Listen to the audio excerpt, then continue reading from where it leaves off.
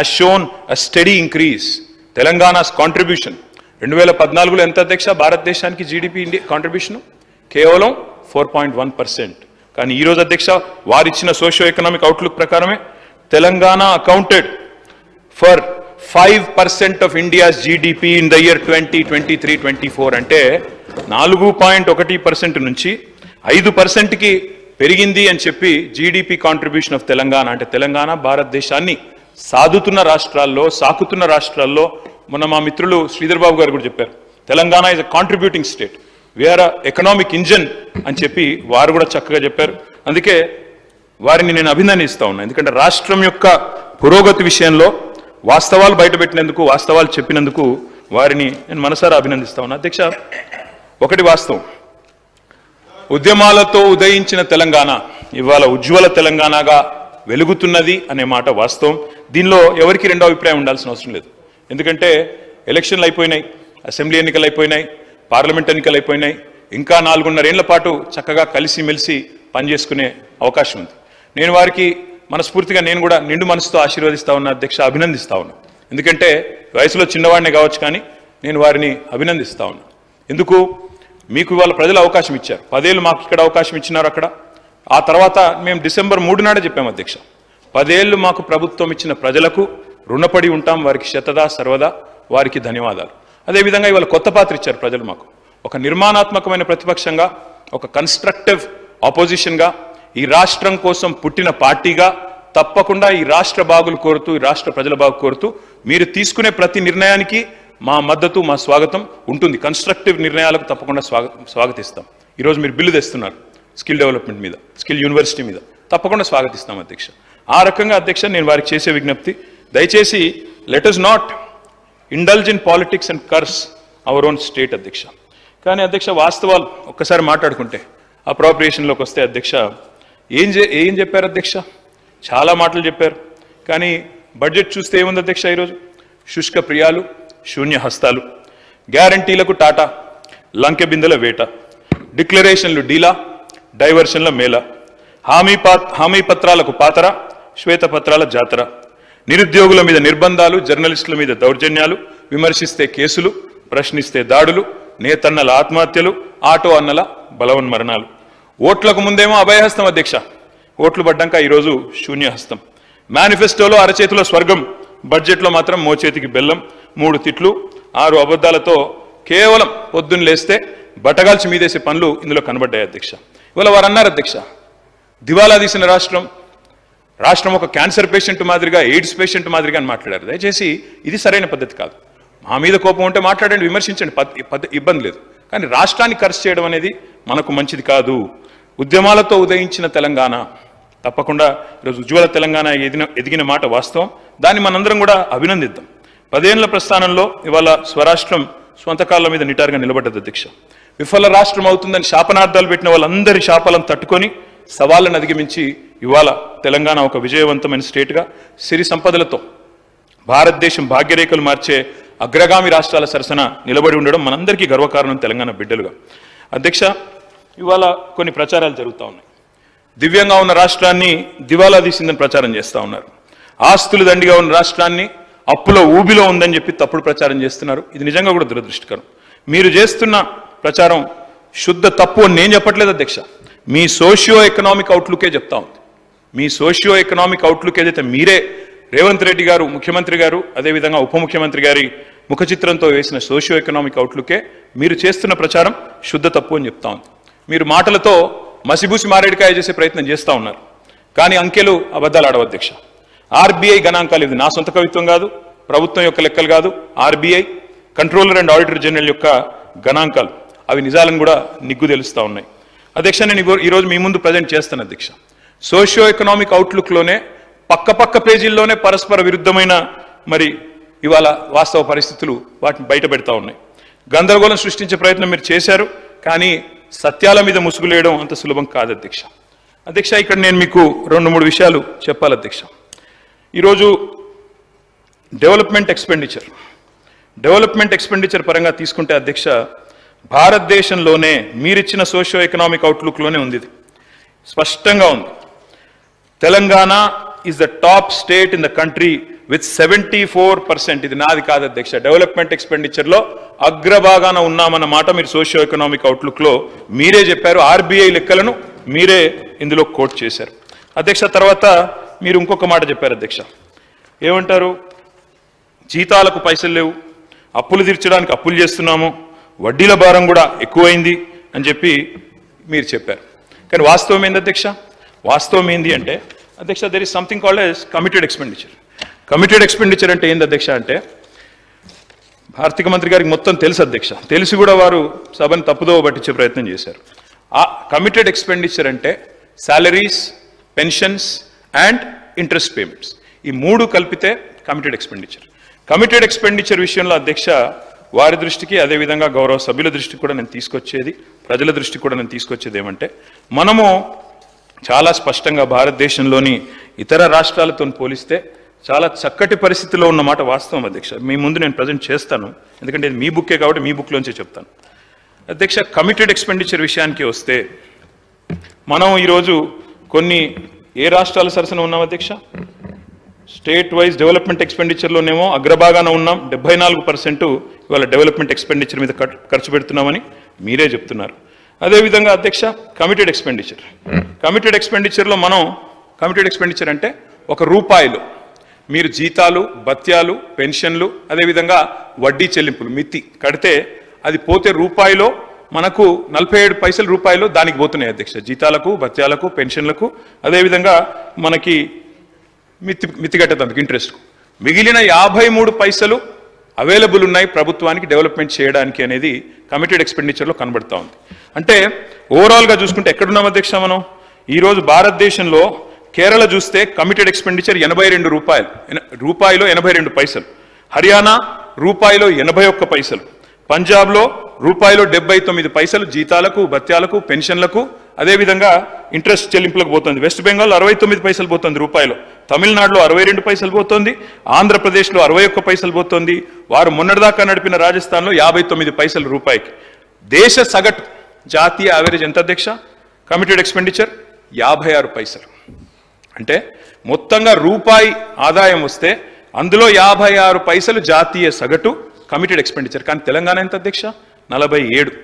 అత్యల్పంగా ఉన్న రాష్ట్రాల్లో టాప్ 4లో తెలంగాణ ఉంది. దీన్ని మీరు తిమ్మిని బమ్మిని చేసి మోసం చేసే ప్రయత్నం చేస్తామంటే కుదరదనే మాట కూడా నేను వారికి విజ్ఞప్తి చేస్తా ఉన్నా అధ్యక్ష.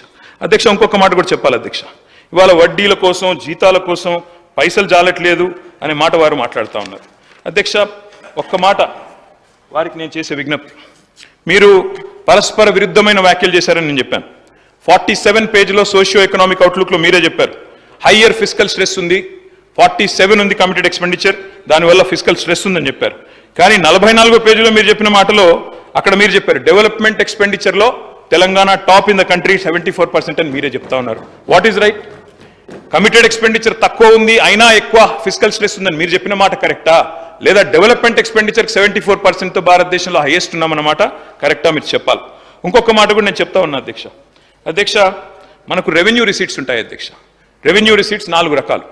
స్టేట్ ఓన్ ట్యాక్స్ రెవెన్యూస్ అధ్యక్ష. Let me tell the entire house, especially new members in the house, state owned tax రెవెన్యూస్లో భారతదేశంలో ఈరోజు 84% SOTRతో అగ్రభాగాన ఉన్న రాష్ట్రం, మొదటి 3లో ఉన్న రాష్ట్రం తెలంగాణ.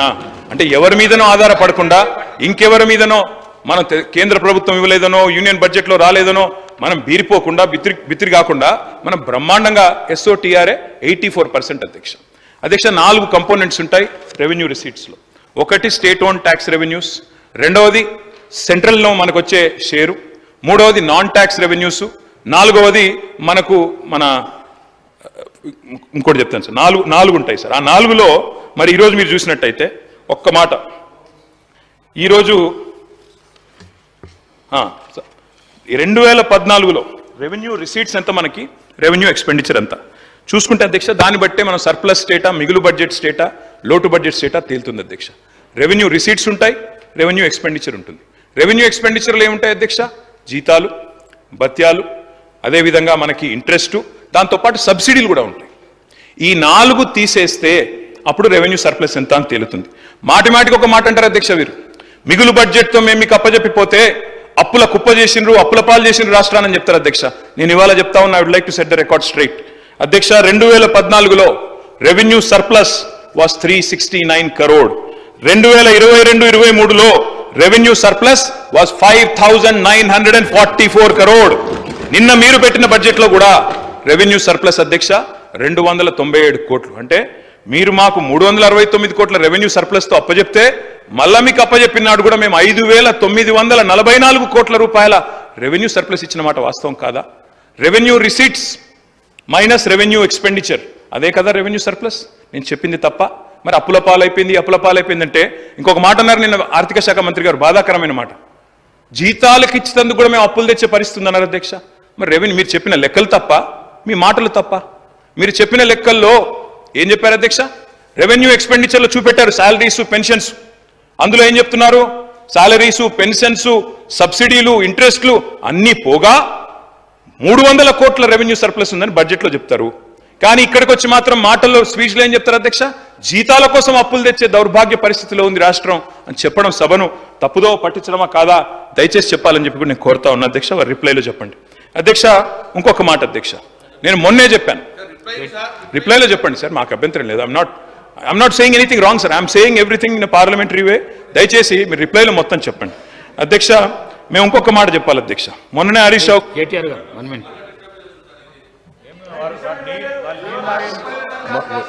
ఒకటే నిమిషం,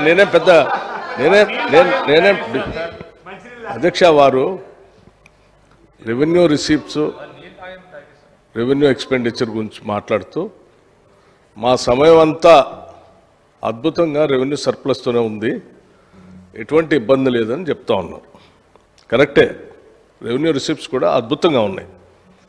జీతాలన్నీ ఆ రెవెన్యూ ఎక్స్పెండిచర్లోనే ఉంటాయి. మరి అద్భుతంగా రెవెన్యూ రిసిప్ట్స్ ఉన్నప్పుడు 2021 నుంచి 2023-24 వరకు మొదటి తారీఖునే ఇవ్వాల్సినటువంటి జీతాలని మీరు 15వ తారీఖు 20వ తారీఖు దాకా ఎందుకు పెండింగ్ పెట్టుకుంటూ వచ్చారు? ఒక్కసారి చెప్పండి అధ్యక్ష. దేనికోసం?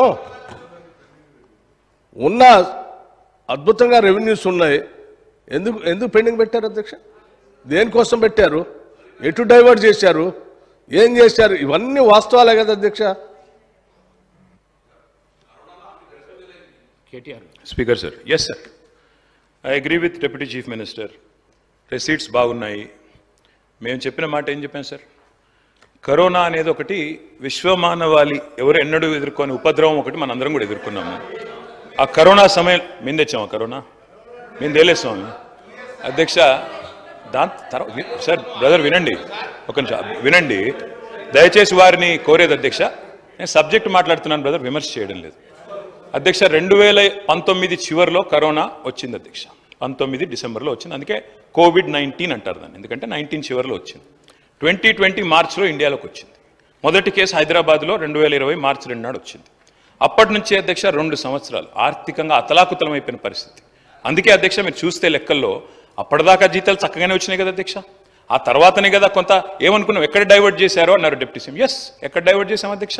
మేమేమనుకున్నాం, కరోనా అయినా ఆర్థిక సంక్షోభమైనా ఆసరా పెన్షన్లు ఆగొద్దు, కళ్యాణ లక్ష్మి ఆగొద్దు, రైతు బంధు ఆగొద్దు, పేదవాళ్లకు ఎస్సీ ఎస్టీ డెవలప్మెంట్కి ఇచ్చే డబ్బులు ఆగొద్దని వాటికి డైవర్ట్ చేశాం. ఉద్యోగులకు 4-5 రోజులు ఆలస్యంగా ఇచ్చి ఉండొచ్చు, మేము ఒప్పుకుంటాం, ఇచ్చి ఉండవచ్చు. కానీ మీరు కూడా దయచేసి గమనించుకోండి, సరి చేసుకోండి. ఈ రోజు కూడా బట్టి విక్రమార్క గారు నేను కోరుతా ఉన్నా, మీరు కూడా మిమ్మల్ని మీ డిపార్ట్మెంట్ తప్పుదోవ పట్టిస్తోంది. చాలా మంది చిరుద్యోగులకు నిన్న హరీష్ గారు చెప్పారు, సిర్పూర్ కాగజ్ నగర్ ఎమ్మెల్యే గారు ఏం చెప్పారు అధ్యక్ష? కాంట్రాక్ట్ మెడికల్ ఆఫీసర్లు 10 నెలలుగా జీతం లేకుండా ఉన్నారు. దయచేసి మీరు కూడా రివ్యూ చేసుకోండి, విమర్శ కోసం విమర్శ కాదు. దయచేసి వారిని ఈ విషయంలో ఆలోచించాలని చెప్పి నేను కోరుతా ఉన్నా. మొన్న మా శాసనసభ్యులు పెద్దలు హరీష్ రావు గారు చెప్పారు అధ్యక్ష, అప్పు అప్పు అప్పు అంటూ ఊదరగొట్టాడు. నేను మళ్ళా చెప్తా ఉన్నా అధ్యక్ష, అప్పులు రెవెన్యూ రెసీట్స్కు లోబడే ఉన్నాయి.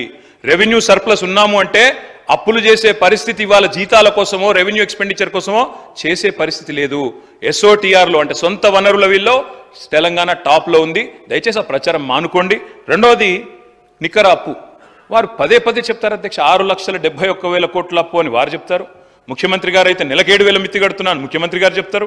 ఈ రకంగా దుష్ప్రచారం చేయడం, నేను అంకెలు చెప్తే మళ్ళీ ఇబ్బంది పడతారు మీరు. నా మాట వినండి, మీ సోషియో ఎకనామిక్ అవుట్లుక్లోనే భిన్నంగా ఉంది, దయచేసి చూసుకోండి.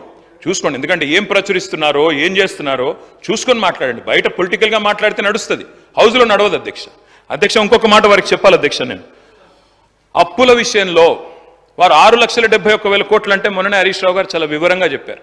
ఏవైతే ప్రభుత్వం కట్టే అవసరం లేని అప్పులు ఉన్నాయో, ఏవైతే గ్యారంటీలు మాత్రమే ఇచ్చి వాటికి కట్టే అవసరం లేని ఉన్నాయో అవన్నీ కూడా కూడేసి కేవలం బదనాం చేయాలన్న ఎజెండాతో వారు ఒక ప్రయత్నం చేశారు. I leave it to the wisdom of the honourable deputy chief minister. సరే, ఎన్నికలు అయిపోయినాయి సార్, ఎన్నికలు అయిపోయినాక కూడా ఇంకా ప్రతిపక్షం మోడ్లో ఉండాల్సిన అవసరం లేదు, ఇంకా ఎన్నికల మోడ్లో ఉండాల్సిన అవసరం లేదు, అయిపోయింది. ఇప్పుడు గవర్నమెంట్ మీకు ఇచ్చారు, 5 ఏళ్ళు చక్కగా నడపండి. మీరు మీ రాష్ట్రాన్ని, మన రాష్ట్రాన్ని మీరే బదనాం చేస్తే వచ్చేదేమీ లేదు. రాష్ట్రం దివాలా తీసిందంటే ఒక హవాలా వ్యాపారాన్ని వస్తాడా అధ్యక్ష ఇక్కడ పెట్టుబడి పెట్టేందుకు?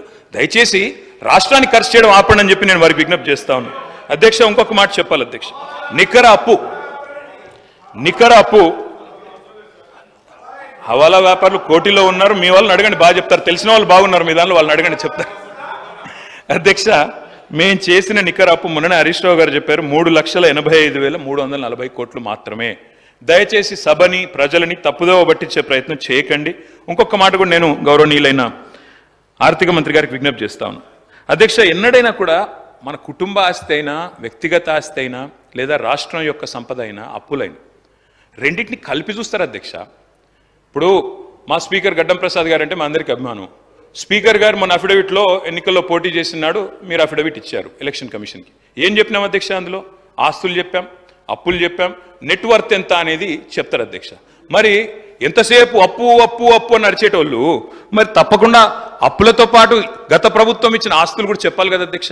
ఎట్లా చూస్తారంటే అధ్యక్ష, ప్రపంచవ్యాప్తంగా అప్పు ఇవ్వాలి అంటేనే, అప్పు ఎవరని ఇవ్వాలంటేనే సంపద చూస్తేనే ఇస్తారు అధ్యక్ష. పరపతి లేకపోతే, పతార లేకపోతే, పలుకుబడి లేకపోతే, నువ్వు కట్టే సత్తా ఉందా లేకపోతే ఎవరిస్తారు అధ్యక్ష అప్పు? అందుకే ఎప్పుడైనా కూడా ప్రపంచవ్యాప్తంగా వాడే కొలమానం ఏంది అంటే debt is to GSDP ratio. అప్పు నీ జీడిపి అంటే మొత్తం నీ సంపద యొక్క పరిమాణం. ఈ నిష్పత్తి చూడాలి అధ్యక్ష. ఈ నిష్పత్తిలో ఎక్కడ ఉన్నాం అధ్యక్ష ఈరోజు మనం భారతదేశంలో? అధ్యక్ష, డెట్ GSDP రేషియో తీసుకుంటే, టోటల్ అవుట్ స్టాండింగ్ మనం లయబిలిటీస్ తీసుకుంటే తెలంగాణ 27.9% అధ్యక్ష. మనకంటే ఇవాళ ఎన్ని రాష్ట్రాలు మనకంటే ఇబ్బందికరమైన పరిస్థితులు ఉన్నాయి అధ్యక్ష? వారు చెప్పే ప్రకారం అయితే దాదాపు 14-15 రాష్ట్రాలు, పెద్ద పెద్ద రాష్ట్రాలు, అందులో కాంగ్రెస్ పాలిత రాష్ట్రాలు ఉన్నాయి, ఇతరులు కూడా ఉన్నారు. వారిని ఇంకొక మాట కూడా నేను విజ్ఞప్తి చేస్తా ఉన్నా. ఇప్పుడే నేను రెవెన్యూ రిసీట్స్ గురించి కూడా చెప్పిన. రెవెన్యూ రిసీట్స్ ఇస్టు మనం GSDP తీసుకున్న మంచి షేప్లో ఉన్నాము. దయచేసి రాష్ట్రాన్ని బదనాం చేయవద్దని చెప్పి వారికి నా విజ్ఞప్తి అధ్యక్ష. ఇంకొక మాట కూడా చెప్పాలి.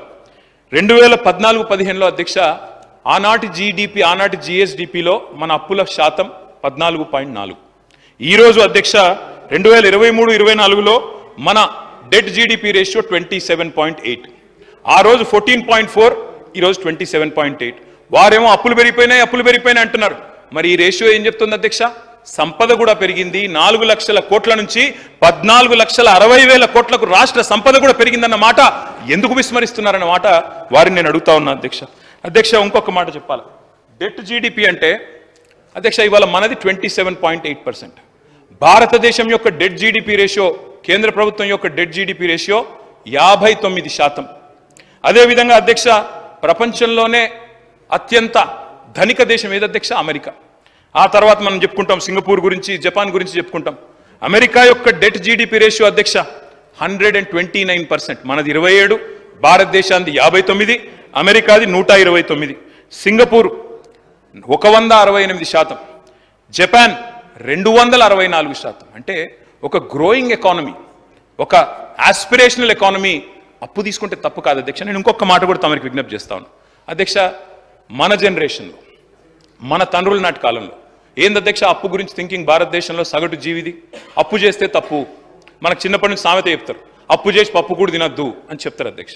చిన్నప్పుడు ఏముండే అధ్యక్ష? మనం చిన్నగా ఉన్నప్పుడు మన తండ్రుల కాలంలో ఏనాడైనా ఎవరైనా ఒకటే కళ ఉంటుండే, ఉద్యోగం చేస్తే నేను రిటైర్ అయ్యే నాటికి ఒక ఇల్లు కొనుక్కోవాలి, రిటైర్ అయ్యే నాటికి ఎన్ని కిరాయిన్లలో ఉన్నా రిటైర్ అయ్యేటప్పుడు మాత్రం సొంత ఇంట్లో బతకాలి, చచ్చిపోతే కూడా సొంత ఇంట్లోనే చచ్చిపోవాలి అని ఒక కోరిక చెప్తారు అధ్యక్ష. కారు కూడా కొనుక్కుంటే తిరగలేని పరిస్థితి, అప్పటిదాకా స్కూటర్ మీద తిరిగినా రిటైర్ అయినాక కార్లో తిరగాలి అనుకుంటారు అధ్యక్ష. కానీ ఇలా పరిస్థితి ఎట్లా మారింది అధ్యక్ష? మన తండ్రుల కాలంలోనేమో, మన ముందున్న జనరేషన్లోనేమో రిటైర్మెంట్ నాటికి ఇల్లు కొనుక్కునేటోళ్ళు. మరి ఈరోజు ఏం జరుగుతుంది అధ్యక్ష? హైదరాబాద్లో ఒక అమ్మాయికి కానీ ఒక అబ్బాయికి కానీ మన చెల్లెలకు కానీ మన తమ్ముడికి కానీ మన పిల్లలకు కానీ ఐటీ ఉద్యోగం వస్తే మొట్టమొదలు ఏం కొంటున్నారు అధ్యక్ష? వాళ్ళు 22-23 ఏళ్ల వయసులోనే మొదలు కొనేది కారు, 2-3 నెలల్లో కొనేది ఇల్లు. మరి అప్పుడేమో రిటైర్మెంట్ అప్పుడు కొనుక్కున్నాం, ఇప్పుడేమో జాబ్ ఎక్కంగానే కొంటున్నాం. అంటే ఏం మారింది అధ్యక్ష? ఏం మారింది అంటే మన పరపతి, మన పలుకుబడి, మన పతారా, మనకు లోన్లు ఇచ్చే ఇన్స్టిట్యూషన్లు కూడా నమ్ముతున్నాయి నువ్వు కడతావని చెప్పి. అందుకే అంటా ఉన్నా అధ్యక్ష, ప్రొడక్టివ్ సెక్టర్లో ఇన్వెస్ట్మెంట్ పెడితే అది అప్పు తప్పు కాదు, అది భవిష్యత్తు మీద పెట్టే పెట్టుబడి అవుతుంది. కాబట్టి అప్పు అప్పు అప్పు అంటూ ఆగం చేయవద్దని చెప్పి కూడా వారిని నేను విజ్ఞప్తి చేస్తా ఉన్నా. అధ్యక్ష, నేను ఇంకొక మాట కూడా చెప్పాలి. రాష్ట్రం వచ్చిన నాడు తెలంగాణ రెవెన్యూ 46,000 కోట్ల అధ్యక్ష. 2024 నాటికి రాష్ట్ర రెవెన్యూ 1,60,000 కోట్లు అధ్యక్ష. ఇప్పుడే నేను చెప్పాను, గ్రాంట్ ఇన్ ఎయిడ్స్